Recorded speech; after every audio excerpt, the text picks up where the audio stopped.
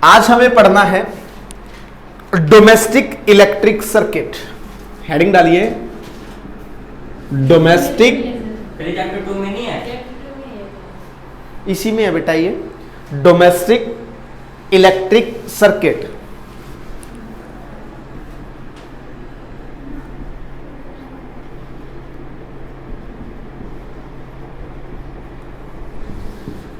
हमारे घरों में जो सर्किट होते हैं वो सीरीज में होते हैं या पैरेलल में, ये बात समझनी है।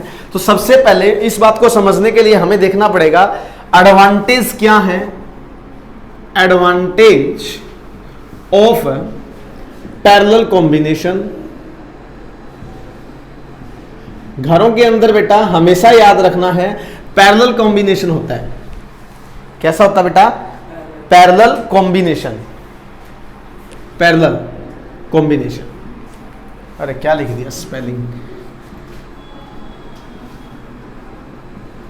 Parallel combination.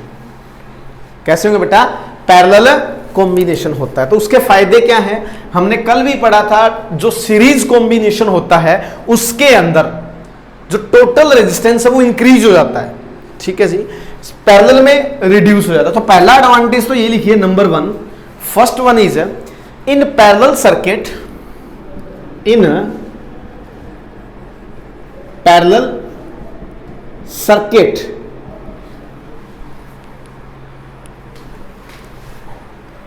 the total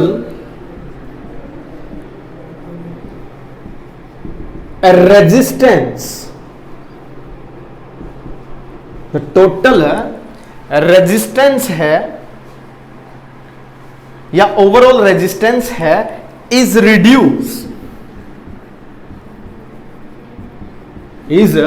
reduced हो जाती है, due to which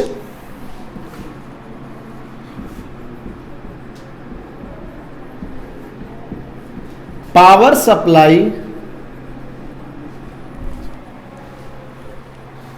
is high. दूसरा एडवांटेज है पैरेलल का, अगर हम लोगों ने पैरेलल में कनेक्ट कर रखे हैं, हमारे जितने भी एप्लियंस हैं, डिवाइसेस हैं, उनमें से कोई एक काम करना बंद कर दे तो सारे का सारा सर्किट क्लोज नहीं होगा। जैसे इसको समझने के लिए एक सर्किट बनाता हूं मैं।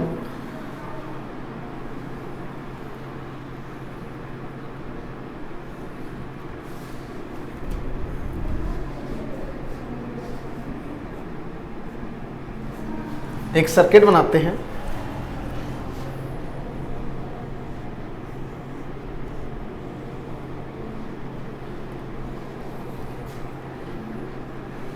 सबके अलग अलग स्विच होंगे, ये भी इसका बेनिफिट है।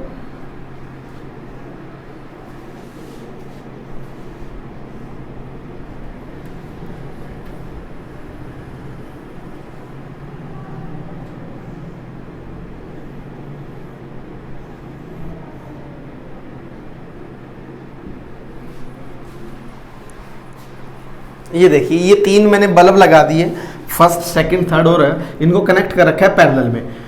अब इसको ऑन करना है तो इसको इसके साथ अटैच करेंगे, ये सर्किट कंप्लीट हो जाएगा, ये बल्ब ग्लो करेगा। सेकंड वाले को करेंगे तो सेकंड ग्लो करेगा, थर्ड वाले को कर देंगे, इससे मतलब ओपन कर क्लोज करेंगे की को, तो ये भी ग्लो करना शुरू कर देगा। अगर मान लो ये फ्यूज हो जाता है हमारा, एक सीरीज का और बना देता हूं साइड में, जो देखने आपको ईजी समझ आएगा।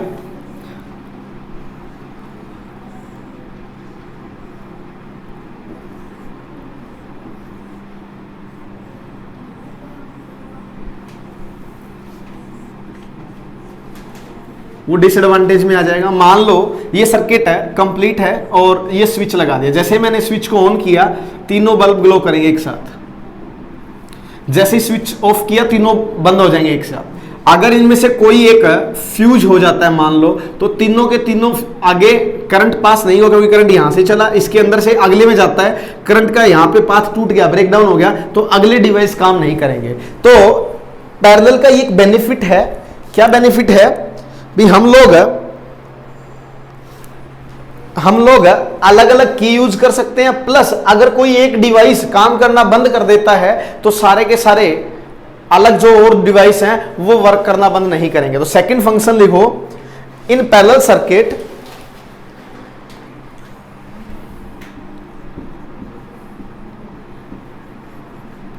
in a parallel circuit if one device stop working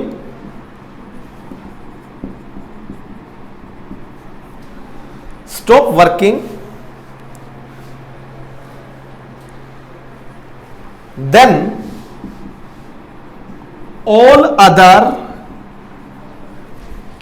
all other device keep working। ये सेकंड एडवांटेज है पैरेलल कॉम्बिनेशन का। थर्ड वन है स्विच वाला। ये पॉइंट जो मैंने लिखा है स्विच वाला, इसके अंदर आप सेपरेटली अलग अलग स्विच यूज कर सकते हैं अलग अलग डिवाइस के लिए। थर्ड वन लिख लो, in parallel circuit each device has its own switch. ये तीसरा एडवांटेज है। फोर्थ एडवांटेज क्या है, हर एक डिवाइस को पोटेंशियल डिफरेंस, मान लो 220 वोल्ट दिया है मैंने बाहर से, तो सबको 220 सबको इक्वली मिलेगा। जबकि सीरीज में ऐसा होता है, अगर मैंने सीरीज यूज कर लिया तो पहले वाले को ज्यादा वोल्टेज, उसके बाद उसको कम, ऐसे ऐसे करते करते लास्ट वाले को तो बिल्कुल ही कम वोल्टेज मिलेगी, और वोल्टेज कम होगी तो करंट कम हो जाएगा। क्लियर है भाई ये बात? तो फोर्थ पॉइंट लिख लो, इन पैरेलल सर्किट ईच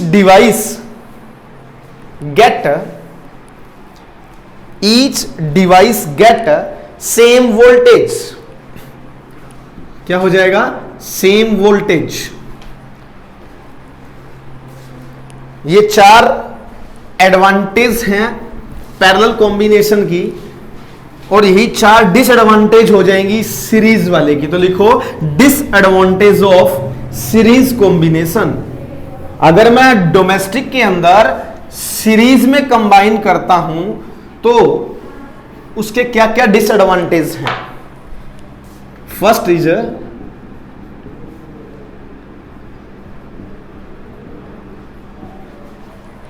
लिखो disadvantage of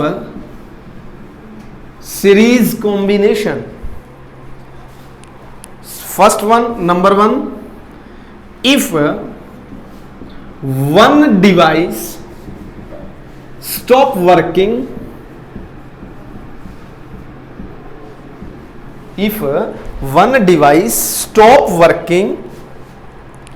then all other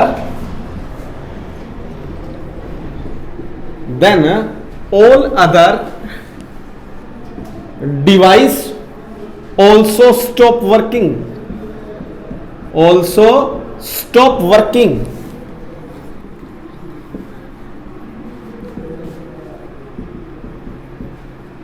have single switch,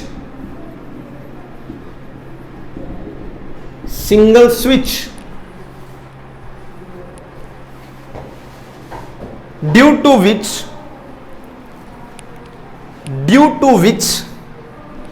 they can't या cannot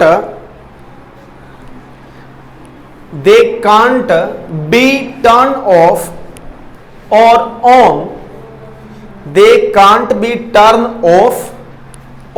on, separately।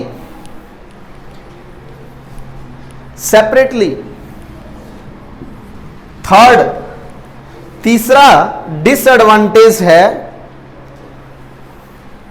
The electric device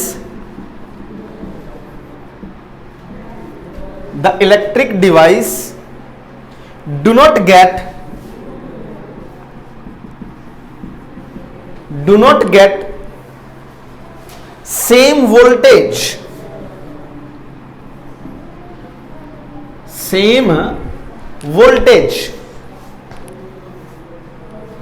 as, बस सेम वोल्टेज, यहीं तक लिखो, सेम वोल्टेज। और लास्ट मेन पॉइंट ये भी बताया था, in series circuit the overall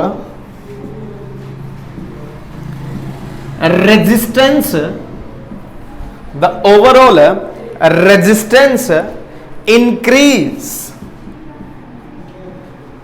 overall resistance increase due to which power supply is low,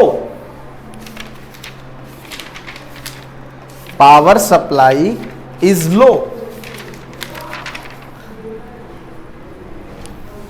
hence we use a parallel combination in our domestic electricity connection। इसीलिए हम लोग parallel combination का use करते हैं इलेक्ट्रिक सर्किट घर में use करने के लिए। इसके बाद नेक्स्ट पढ़ना है electric power. Electric power second last topic है अपना, इलेक्ट्रिक पावर।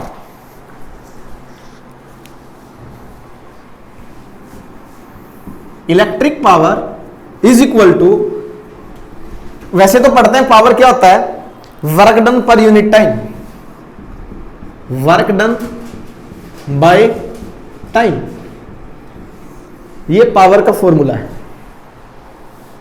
यहां पर क्या कहेंगे इलेक्ट्रिक पावर को, electric work done per unit time. तो इलेक्ट्रिक पावर की डेफिनेशन लिख लो, electric power is defined as the electric work done per unit time, electric work done per unit time.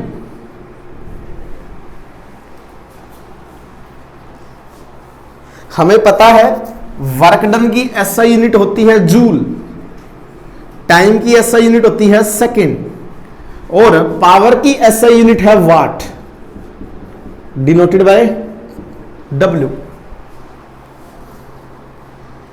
अगर मैं यहां से 1 वोट डिफाइन करना चाहूं, 1 volt is equal to 1 joule work is done in 1 second, then power is said to be 1 what.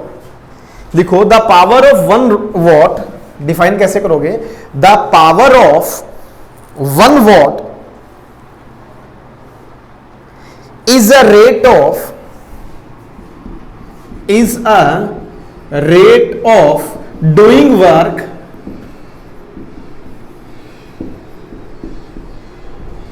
of 1 joule, doing work of 1 joule per second,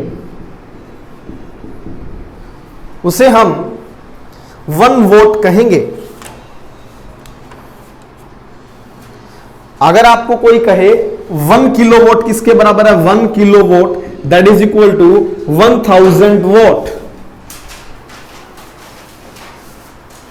1 kilowatt.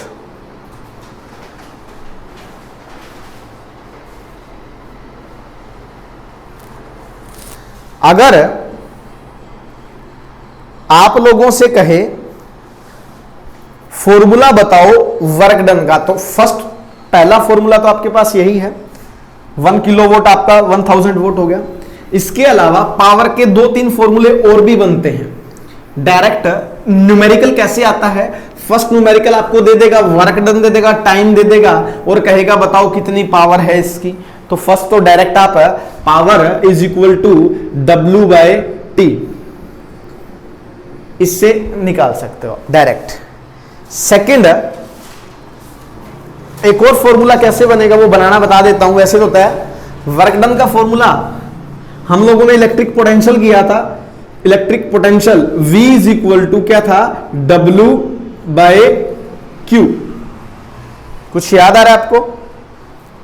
Potential का formula क्या था, work done in moving a unit positive charge, V is equal to W by Q, ये formula था।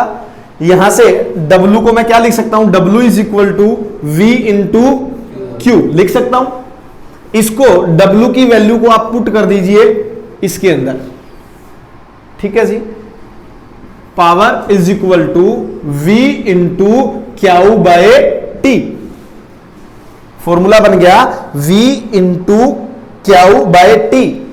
Also एक बात और पता है, I is equal to Q by T, ये भी पता है मेरे को। ये वैल्यू इसमें पुट करो तो पावर का फॉर्मूला बन गया P is equal to V into I. तो सेकंड पावर का फॉर्मूला निकल के आता है अपने सामने V इंटू आई। इसको याद करने का सिंपल तरीका है, आप लिख सकते हो वीआईपी लॉग VIP VI is equal to P।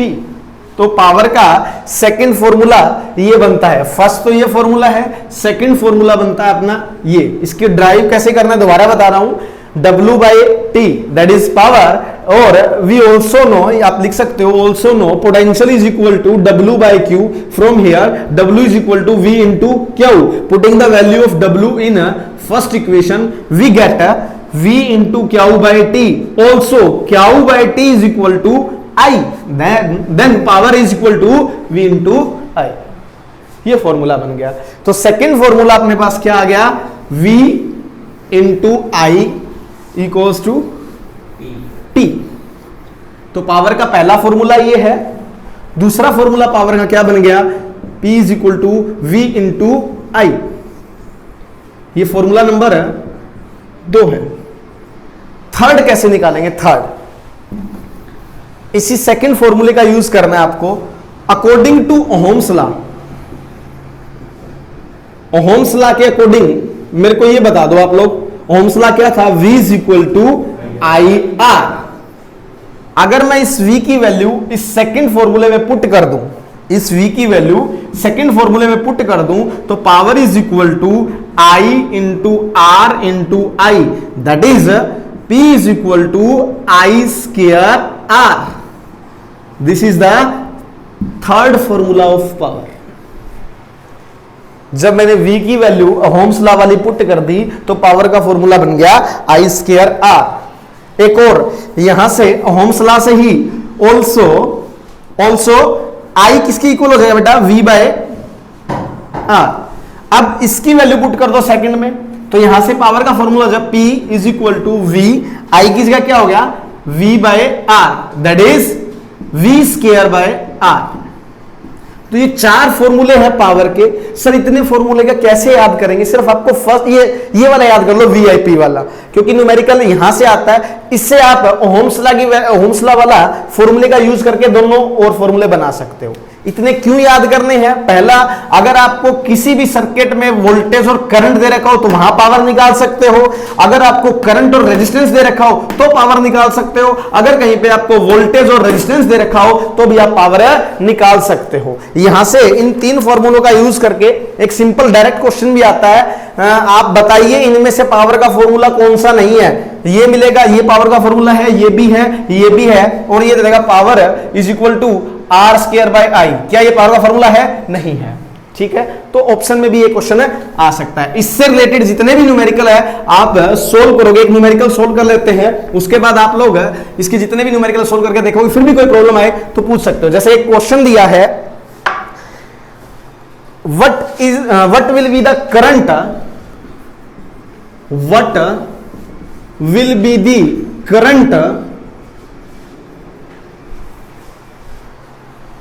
drawn by electric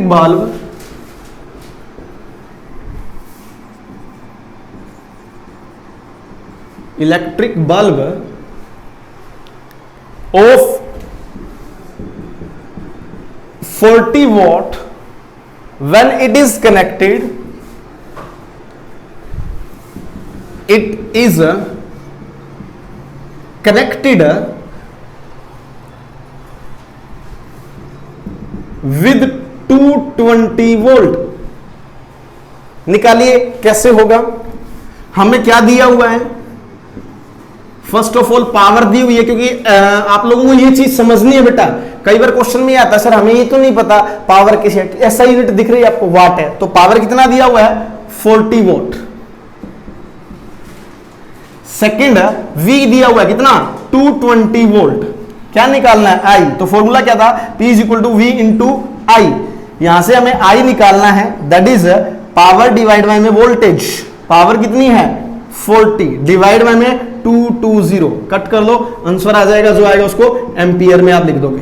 this is the current drop, value आएगी 0.18 ampere.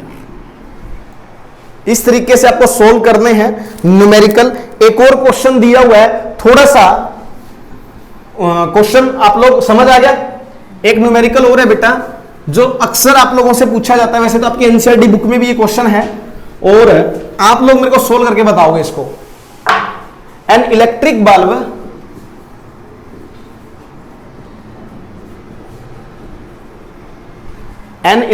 Bulb is rated 220 volt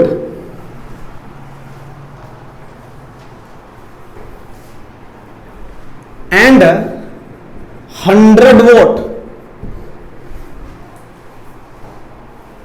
when it is operated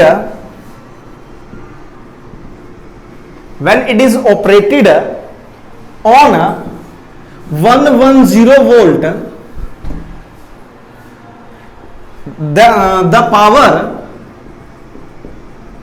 will be, option दिए हैं, फर्स्ट ऑप्शन होगा आपकी पावर होगी 100 वाट, second option है 75 vote,